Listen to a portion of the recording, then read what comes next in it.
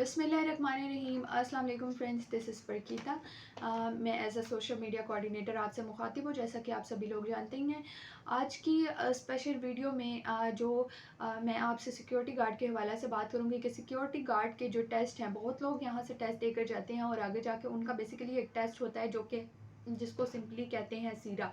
बहुत लोगों को इस बारे में पता भी होगा। बेसिकली वहाँ जाके उनको एक टेस्ट क्लियर करना पड़ता है जो कि होता है सीरा का टेस्ट। तो उसमें आज सबसे पहले मैं उसकी बहुत सारी सिचुएशन क्वेश्चन भी सर ने आपके साथ शेयर किए थे।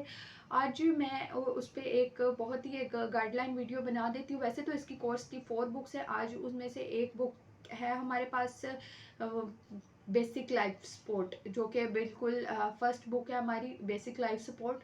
तो उसके पूरी बुक को मैंने पढ़ा और आपके लिए मैंने सर्च किया और की पॉइंट्स आप लोगों के लिए सर्च किया, आप लोगों की हेल्प के लिए कि किस तरह से वो बुक आपके लिए हेल्पफुल साबित हुई होगी। तो मैंने सोचा आपके लिए एक गाइडलाइन वीडियो बना दूं ताकि आपको पूरी बुक ना पढ़नी पड़े मेरी तरह। तो मैं आपके साथ गाइड कर देती हूँ। सबसे पहले बुक का नाम है बेसिकली हमारे पास बेसिक लाइफ सपोर्ट। मैं आपको दिखा भी देती हूँ। ये बेसिकली एक होता है basic life support. Basic life support अब क्या होती है मैं आपके साथ आपको बताती हूँ कि बेसिक लाइफ सपोर्ट बेसिकली है क्या। इसकी डेफिनेशन है जो वो केयर जो किसी बीमार या ज़ख्मी बंदे को दी जाती है मेडिकल असिस्टेंट के आने से पहले, तो वो कहलाती है बेसिक लाइफ सपोर्ट। यानी किसी की जान बचाना मेडिकल असिस्टेंट के आने से पहले। ठीक हो गया। इसके बाद क्या क्या काम होता है बेसिक लाइफ सपोर्ट में, आपका क्या एम्स क्या होते हैं आपके। तो इसमें एम्स आ जाते हैं: to prolong life, to prevent further injuries, to promote recovery, first aid container and recommended content. ठीक हो गया जी। सबसे पहले आपने क्या करना है, लाइफ आपने ये चीज़ इंश्योर, आपका एम ये होना चाहिए कि आप लाइफ को किसी की जान को बचा सकें। आपने मज़ीद कोई इंजरीज से आप जो है उनको उनकी देखभाल कर सकें। इसके बाद आपने प्रमोट करना है कि रिकवरी को, कि किस तरह से आया, मैं ऐसा क्या करूं कि भाई ये बंदा जल्दी रिकवर हो जाए। बाकी हमारे पास आ जाता है कि फर्स्ट एड कंटेनर और recommended contents. First aid container जो होता है उसमें क्या क्या चीज़ें होती हैं और वो किस तरह से यूज़ होती हैं। सबसे पहले उसमें आ जाती हैं कन्फर्मिंग बैंडेजेस।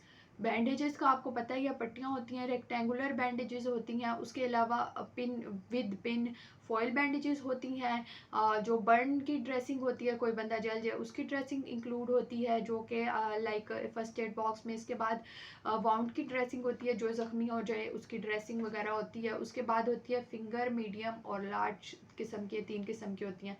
प्लास्टर्स होते हैं, नेट्राइल ग्लव्स होते हैं और रिसस्टाइटेशन फेस शील्ड होती है। आई वॉश होता है 250 ml का। इसके बाद आई पैड्स होते हैं, एडहेसिव टेप होती है, सीजर होते हैं, कॉन्टेंट लिस्ट होती है और लीफलेट्स भी होते हैं।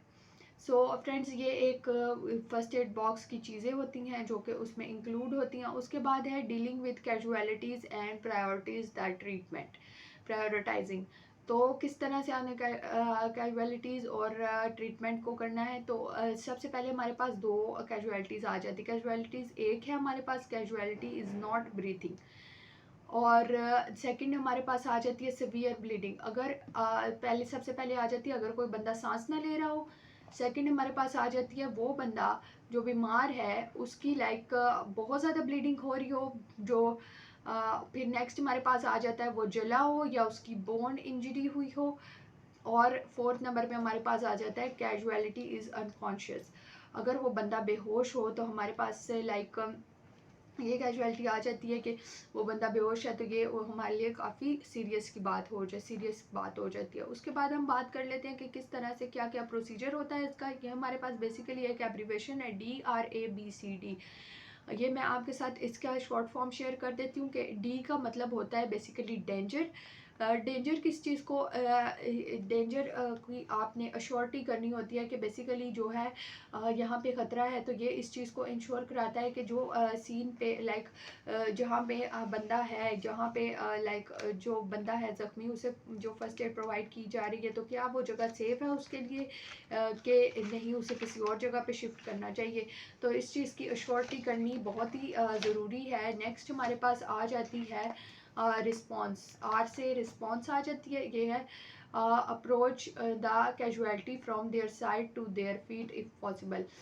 रिस्पॉन्स का मतलब है अगर एक बंदा सीधा लेटा है, फॉर एग्जांपल उसे एपिलेप्सी हो रही है, लाइक जैसे मिर्गी का दौरा पड़ता है, तो उसके लिए बेटर ये है कि आप उसकी साइड पे उसे चेंज कर दें या उसे उसकी पोजीशन चेंज कर दें अगर पॉसिबल है तो ये उनके लिए ज़्यादा चांसेस है कि वो ज़्यादा तरीके से जल्दी से रिकवर हो जाए। नेक्स्ट हमारे पास आ जाता है एयरवे। एयरवे होता है हवा देना, हेड टिल्ट, चिन लिफ्ट। जैसे कि आपने हेड को ऐसे ऊपर से करना है, चिन को डबल फिंगर से ऐसे ऊपर करना है ताकि उनकी सांस लेने की जो है हवा, उनको ऑक्सीजन लंग्स तक पहुंच सके उनके। इसके बाद आ जाता है हमारे पास B. B stands for breathing. Breathing आपने क्या करना है, सबसे पहले look, listen and feel breathing.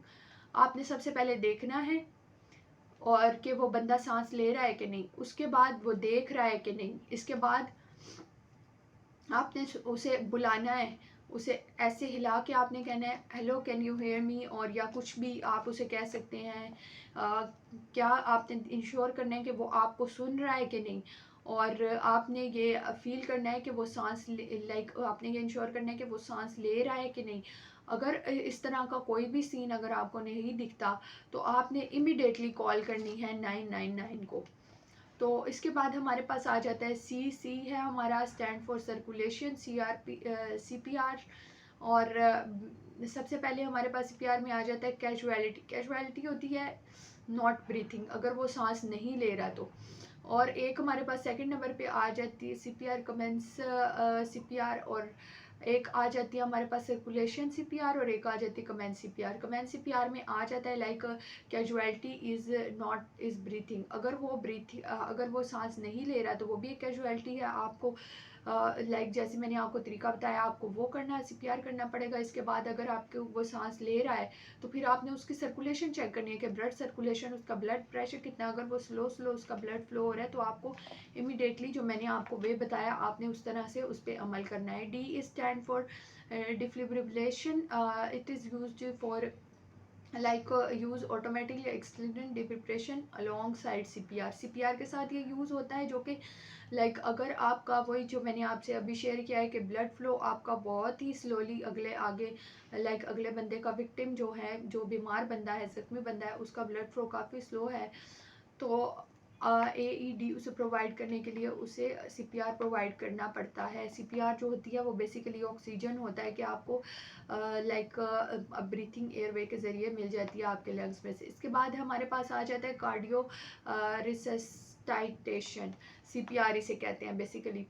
ये इसमें क्या इंक्लूड होता है, ये बेसिकली एक मेथड होता है जो कि चेस्ट को दबाने का होता है। इसमें अगर किसी को दिल का दौरा हो जाए या फिर हार्ट में पेन हो जाए तो उसको क्या करना चाहिए, एक मेथड होता है जिसमें चेस्ट को कंप्रेस किया जाता है विद इफेक्टिव रेस्क्यू ब्रीथ, और उसको सांस दी जाती है, ब्रीथिंग दी जाती है। और इस इन रिगार्ड्स टू किस सिलसिले में, ब्लड सर्कुलेशन जो है उसको आर्टिफिशली ब्लड फ्लो के लिए आर्टिफिशियल तरीके से उसे सांस दी जाती है। Sorry friends. एंड उसके बाद क्या होता है, और ताकि उनका जैसे मैंने आपको बताया कि सर ऊपर और चिन आपने ऐसे करनी है जिसके ज़रिए से आप लंग्स तक हवा जा सके, जैसे मैंने आपको बताया। उसके बाद आपने क्या करना है, 30 जो है उसको चेस्ट को जो कंप्रेशन देने हैं, चेस्ट को आपने दबाना है ऐसे करके, कितने टाइम्स, 30 टाइम्स। और रेस्क्यू ब्रेथ जो है वो आपने 2 देनी है। फिर जाके अगर उसका मतलब सांस आ रहा है तो इट्स ओके, अगर फिर भी नहीं आ रहा तो immediately you have to call 999। और नेक्स्ट हमारे पास आ जाता है obstructed airway. Obstructed airway basically एक टर्म है जो कि लाइक कोई भी चीज़ अगर आपकी लाइक अपर एयरवे में ब्लॉकेज हो जाता है तो पार्शियल या कंप्लीट जो लंग्स की तरफ से होती है, तो इस तरह से भी अगर कोई ब्लॉकेज हो जाए तो वो उसे कहते हैं एब्स्ट्रक्शन एयरवे, यानी कि सांस की नाली में आपके कोई एब्स्ट्रक्शन हो जाए तो उस सूरत में वो होता है। उसके बाद है वाउंड्स आ जाते हैं हमारे पास। डैमेज और या कोई भी लाइक स्किन अगर आपकी लाइक डैमेज हो जाती है या फिर अगर चोट वगैरह लग जाती है एक्सटर्नल और इंटरनल, उसको कहते हैं वाउंड्स।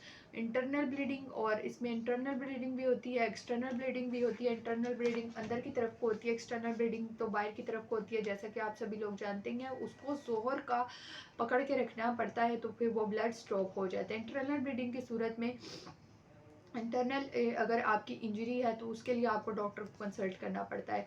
उसके बाद नेक्स्ट हमारे पास आ जाता है शॉक सर्कुलेटरी फेलियर और कोलैप्स। अगर आपका सर्कुलेटरी कोई फेलियर हो जाए, कोलैप्स हो जाए आपको, तो किस तरह से वो होता है जब आपकी आर्टरी का जो प्रेशर है, जब आपका ब्लड फ्लो है वो आपका लो हो, जिसमें आप लाइक और उसमें सफिशेंट अमाउंट ना हो, लाइक उसमें इतना सप्लाई ना हो ब्लड का कि वो टिश्यू को प्रोवाइड कर सके, तो इस सूरत में ऑक्सीजन जो है वो पहुंच नहीं पाता जो लाइक ब्रेन को और हार्ट को, तो इस सूरत में वो शॉक हो जाता है, लाइक वो शॉक आप पे हो जाता है, कोलैप्स हो जाता है आपको।